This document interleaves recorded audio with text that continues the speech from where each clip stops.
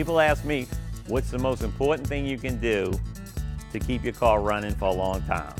I always tell them, change the oil. I have customers with 600,000 miles on their car. People don't understand that, but it's because they're in all the time changing their oil when they're supposed to have their oil changed. The new engines that are out there now have very close tolerances. They use oil that's almost like water now.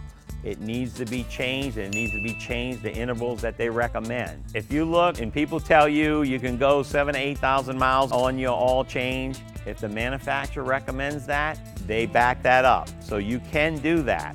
Always check your oil. I would check my oil every 2 or 3 weeks.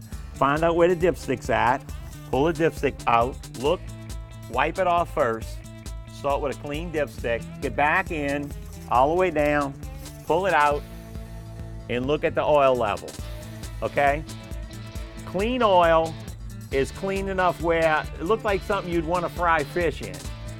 Bad oil is something like you would find in a parking lot at a Walmart when you walk out and you see that big black spot. That's what you're looking for. You want your car on the road for a long time? Please, just change your oil.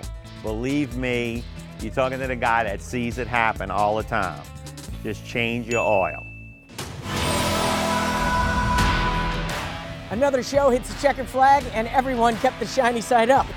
That's success. Until next week, think driven.